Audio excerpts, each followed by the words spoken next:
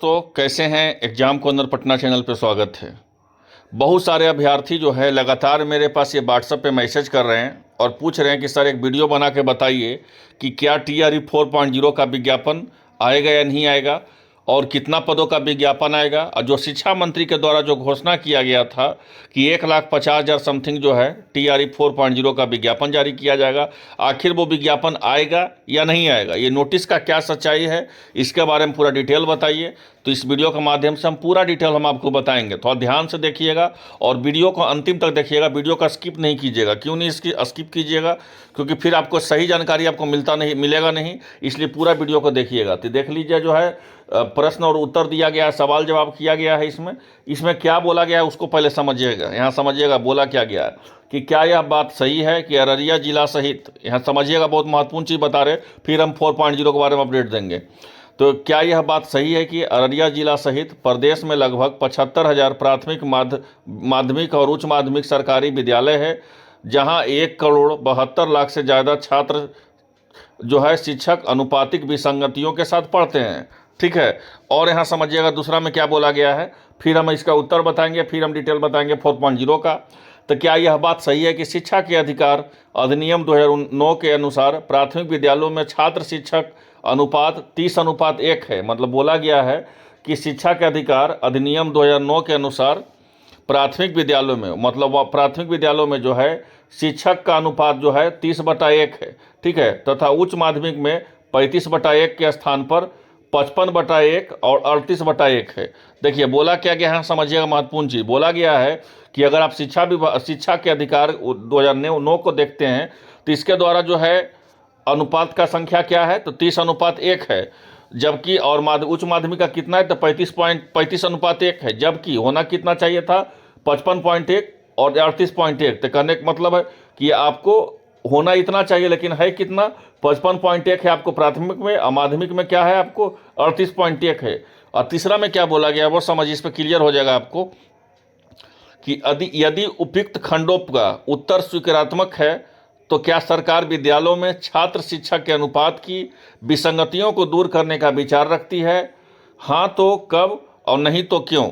यही बोला गया है कि जो जैसे कि अनुपात यही है कि 30 अनुपात पर, ठीक है ना, 30 अनुपात का 30 छात्र का जो है अनुपात एक शिक्षक का है। ठीक है। जबकि अभी की इस हिसाब से देखिएगा तो 55 है।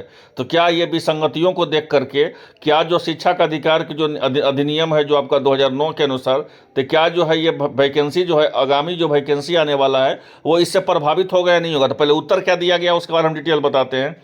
तो बोला क्या गया वो समझिए। तो बोला गया है कि वस्तुतः यह है कि राज्य के प्राथमिक एवं माध्यमिक उच्च माध्यमिक विद्यालयों में छात्र शिक्षक अनुपात के क्रमशः जो है 31:1 तथा 44:1 है। वर्तमान में बिहार लोक सेवा आयोग के द्वारा तृतीय चरण के तहत प्राथमिक विद्यालय, माध्यमिक विद्यालय और उच्च माध्यमिक विद्यालय में अनुपात जो है 38,900, 42,445 पद हेतु परिणाम घोषित किया गया है। साथ ही बिहार लोक सेवा आयोग के प्रधान शिक्षक के 36,947 पदों का परिणाम घोषित किया गया है। यहाँ समझिएगा, इन शिक्षकों को विद्यालय में योगदान के पश्चात प्रारंभिक विद्यालयों में शिक्षा के अधिकार अधिनियम 2009 के तहत निर्धारित छात्र शिक्षक अनुपात के लक्ष्य को प्राप्त कर लिया जाएगा। साथ ही सभी माध्यमिक उच्च माध्यमिक विद्यालयों में मानक के रूप में शिक्षकों का पदस्थापित कर दिया जाएगा। देखिए अब इसी को लेकर के छात्र चिंतित है कि जो रेशियो चाहिए शिक्षा का अधिकार 2009 के तहत उससे कहीं ज़्यादा शिक्षकों का बहाली हो चुका है। तो क्या TRE 4.0 जो है नहीं आने वाला है? ये खूब जो है मैसेज लगातार ये छात्रों को द्वारा किया जा रहा है। देख लीजिए, उप सचिव है उनके द्वारा ये लेटर जारी किया गया। अब देखिए इसका जो है जवाब और प्रश्न का जवाब और हल है इसका देखिए TRE 4.0 का आपको जो विज्ञापन के बारे में जो शिक्षा मंत्री के द्वारा आपका जो है बताया गया था कि 1,50,000 समथिंग वैकेंसी आएगा और इतना पदों का जो है स्वीकृत किया गया था और 1,37,000 पदों का जो है इसका विज्ञापन को लेकर के अभी आप काउंसलिंग होने दीजिए। TRE 3.0 का 9, 10 का 11, 12 का आपका किसी भी हाल में कोई वैकेंसी नहीं रोकेगा। आपका विज्ञापन जनवरी लास्ट तक आपको आएगा। क्यों आएगा जनवरी लास्ट तक सर, ये पूछिए। तो जनवरी लास्ट तक आपका विज्ञापन आने का सिर्फ एक ही वजह है, वो वजह है आपका काउंसलिंग। सक्षमता परीक्षा का भी काउंसलिंग करवाना है। सक्षमता परीक्षा के साथ साथ जो है हेड मास्टर हेड टीचर का काउंसलिंग करवाना है। फिर जो है आपका बीपीएससी टीआरई 3.0 का काउंसलिंग करवाना है, 1 to 5 का काउंसलिंग करवाना है, 6 to 8 का काउंसलिंग करवाना है, 9-10 का काउंसलिंग करवाना है, 11-12 का काउंसलिंग करवाना है। फिर आप लोग कहिए कि सर काउंसलिंग से क्या मतलब है, तो काउंसलिंग से ही मतलब है। काउंसलिंग का मतलब होता है क्या वो समझिए। अगर किसी स्टूडेंट का, यहाँ पे ध्यान दीजिएगा, महत्वपूर्ण चीज़ बता दे रहे हैं कि आखिर बहुत सारे अभ्यर्थी ये भी कंफ्यूज हैं कि काउंसलिंग से क्या मतलब है 4.0 का। तो यहाँ ध्यान दीजिएगा कि कोई 10 सीट का विज्ञापन जारी किया गया है, कोई भी बहाली है जिसका 10 सीट का विज्ञापन जारी किया है, या आप ऐसे समझिए आसान भाषा में, कोई एक स्टूडेंट है, ठीक है, उस स्टूडेंट का माध्यमिक में भी रिजल्ट हुआ है, उच्च माध्यमिक में रिजल्ट हुआ है, प्राथमिक में रिजल्ट हुआ है, ठीक है, मतलब 1 to 5 में भी रिजल्ट है उसको, और आपको 9-10 में रिजल्ट है, 11-12 में रिजल्ट है, तो जाहिर सी बात है कि 11-12 में ज्वाइन करेगा वो, ठीक है। तो 2 सीट तो उसका बच गया यहाँ पे, क्योंकि तीनों जगह उसका नाम है, ठीक है। तो ये जो 2 सीट है, यही 2 सीट जो है आपको शिक्षा विभाग के पास चला जाएगा। ऐसा आंकड़ा जो है आपका 1 to 5 का भी लिया जाएगा, 6 to 8 का भी लिया जाएगा, फिर 9-10 का लिया जाएगा, फिर 11-12 का लिया जाएगा, फिर जो है सारा आंकड़ा जो है आपका शिक्षा विभाग के पास जाएगा। अब देखिए सक्षमता परीक्षा का ही बात कर लें। सक्षमता परीक्षा का रिजल्ट आया है ना, रिजल्ट आया है।